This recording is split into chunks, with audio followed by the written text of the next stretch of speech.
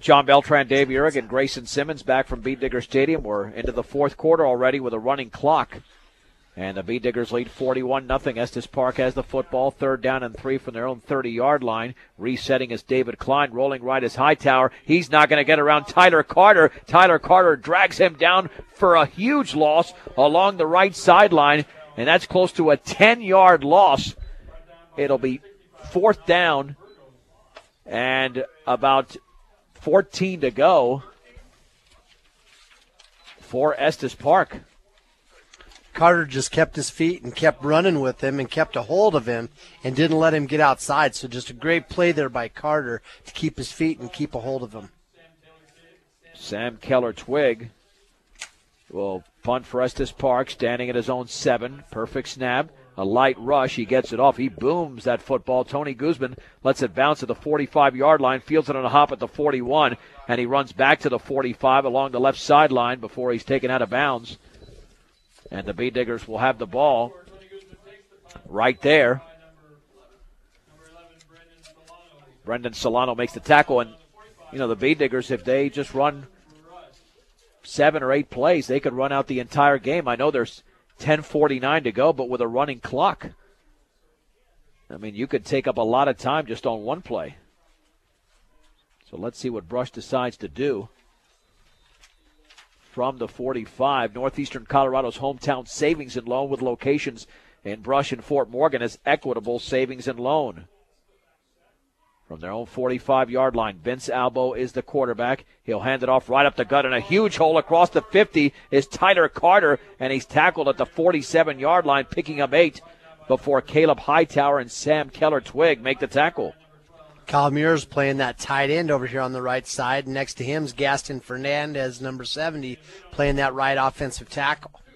Well, the Beat Diggers will run a lot more than 8 or 9 plays in over 10 minutes because they're not taking too much time in the huddle. Now we're under 10 minutes to go in the game. 41-0 Brush.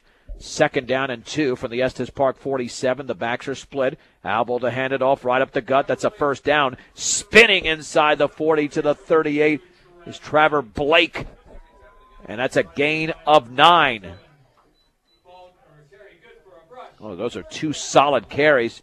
You got to love to see that from second unit players. Hey, Brush has always historically had a lot of depth.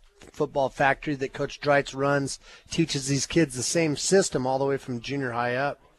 The right guard over there happens to be Ethan Brost, and snapping the ball is Kyle Hefner. 1st and 10 for the Beat Diggers at the Estes Park 38-yard line. There's the handoff to Chris Lee. The ball is loose. It's on the ground at the 32, and Estes Park is pointing in their own direction that they have the football, and that is indeed the case. Estes Park has the football, and, you know, that's to be expected, Dave, unfortunately. You don't want to see that at any time in the game, but knowing that the Beat Diggers have their second unit out there, it's going to happen. Yep, the kids are excited. You know, they're out there in a varsity game, getting to play against the other team's first unit, and that's going to cause some miscues as kids start losing their focus. 1st and 10 for Estes Park at their own 32-yard line. Under center is Caleb Hightower, and Hightower is going to hand it off on the right side, a big hole across the 40 to the 41, and that's a gain of 9 for Cale Robidart, the freshman. And Tony Guzman makes the tackle. Yeah, this is going to be Estes Park's best opportunity to score because the Beat Diggers are going with their second-team defense as we are about to hit the 8-minute mark of the game, and the Beat Diggers up by 41. Well, they better not try to run over to their left side behind their guard because Brush has got number 79, Ace Abbott, in there, who's 6'4", 342 pounds. On 2nd down and 1 from the 41, Hightower to hand it off, stutter stepping. A flag is down and nailed in the backfield for a loss of 1. It's going to be Robidart. It looked like Ace Abbott was in the backfield. So it's a loss of 1, and that I believe that's going to be a hold against Estes Park. It is. Now, do the Beat Diggers take them 10 yards back? And that's the beauty of this, Dave. While they make the decision, the clock still doesn't stop. Exactly, and it's neat to see the kids in there like Ace getting some playing time and getting a chance to hear their name over the PA after they make a big tackle. And the Bee Diggers are going to take this penalty.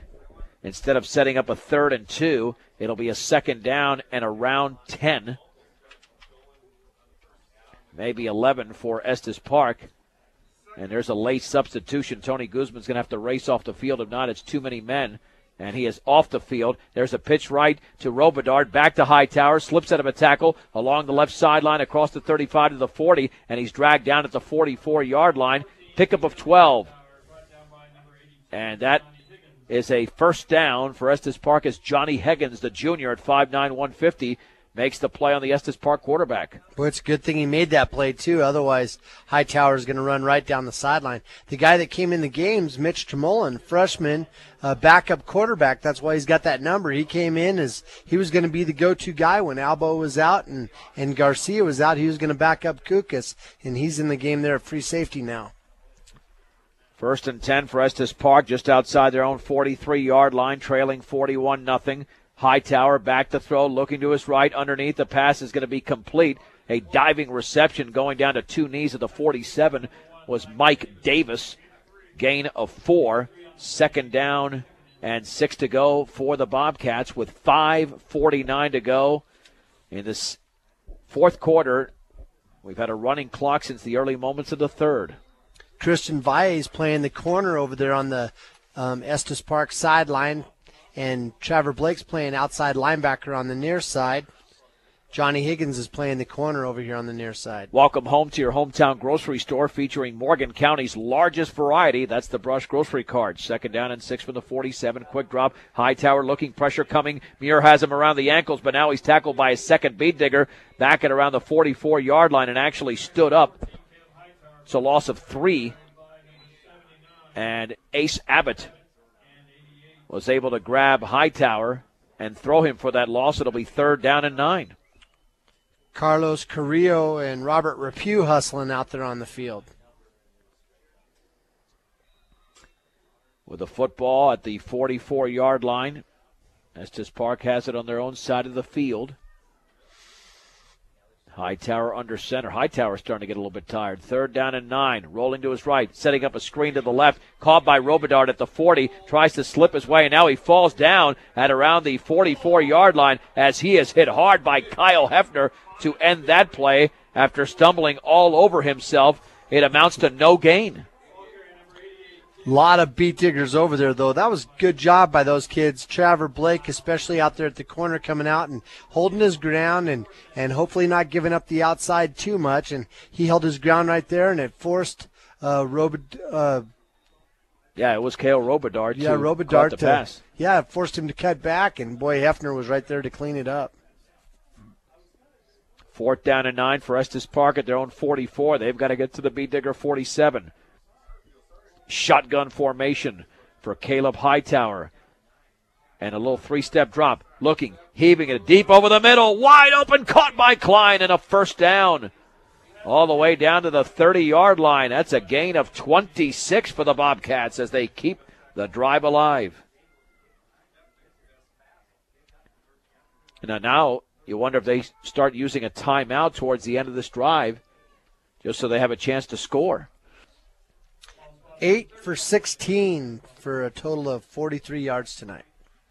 Clock continues to run with 3:19 to go, and the Bee Diggers up 41-0. Only 30 yards away are the Bobcats from the Bee Diggers not recording a shutout. Shotgun formation.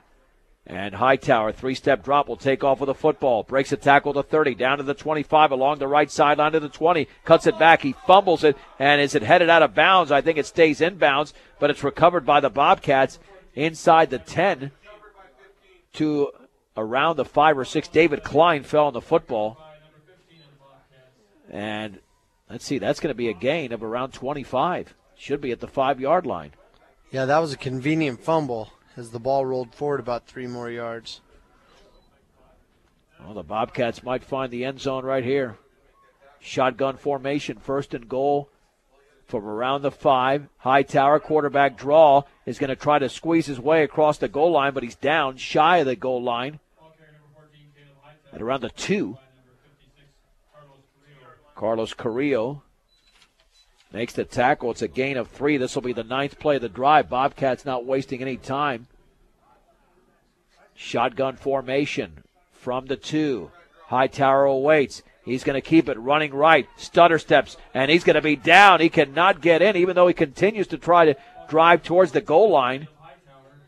But the Bee Diggers were there, along with Tyler Carter and many others, to make the play. And now Estes Park is going to call a timeout as they desperately want to get into the end zone. They're still a couple of yards away.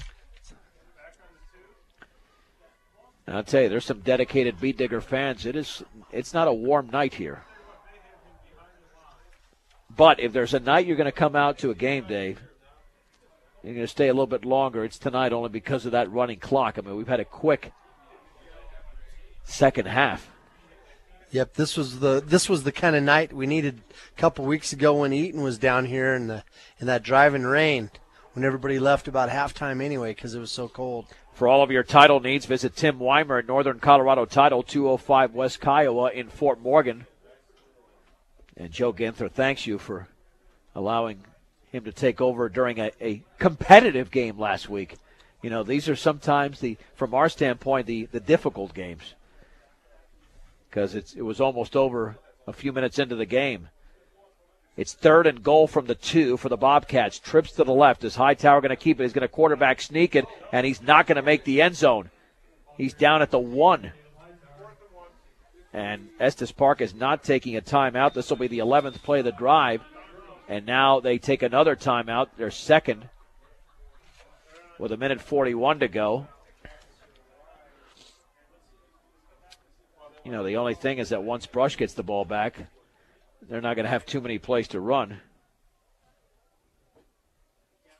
Not that they're complaining about that. But this game will finish in under 2 hours because of that second half running clock. So the Bobcats take their second timeout. We'll be back on the air next Friday night on the road. Brush's first road game in 4 weeks when they take on the Strasburg Indians. Bee Digger blast off at 6 o'clock. Kickoff at 7 o'clock. You know, they could just put Hightower out there with a center. Who else is going to touch the ball? I mean, Hightower's been the man. He's under center. 4th and goal from the 1. Everybody bunched in tight. 3 in the backfield. Hightower, quarterback sneak. And it looks like he's into the end zone. He is for a touchdown. A well-deserved touchdown for Caleb Hightower on the 11th play of the drive. And looks like we'll have the extra point coming up. It's still a running clock, even though it's now under 40 points. We won't even get the kickoff. This will be the last play of the game, the extra point from Mike Davis, because there's 1:09 to go, and the clock is not going to stop unless Estes Park calls a timeout. It's down, and the kick is up, and that one is going to be off to the right. So the Bee Diggers lead 41-6. And everybody will line up for the kickoff, but I don't think we're going to get it off. As the clock continues to run, the fans are standing, and they're anticipating that an extra point. How many times do you see an extra point is the last play in the game? Unless it's a last-minute touchdown in a tight game. The Bobcats are out there. Mike Davis wants to kick it off. He's awaiting the football from the official with 28 seconds to go. He plants it on the tee. The Bobcats have to retreat. They're going to try an onside kick, it looks like, with 20 seconds to go. Still hasn't booted the football. And the Bee Diggers are offside. They got to back up a little bit. Now they're onside. 13 seconds to go. This is the most dramatic onside kick in terms of play-by-play. 8 seconds to go. Kicks it into the ground. The Bee Diggers and Shea Hansen fall on it at the 45-yard line. And that is it. The final score tonight from Bee Digger Stadium. Brush 41, Estes Park 6 on 1010 KSIR and KSIR.com.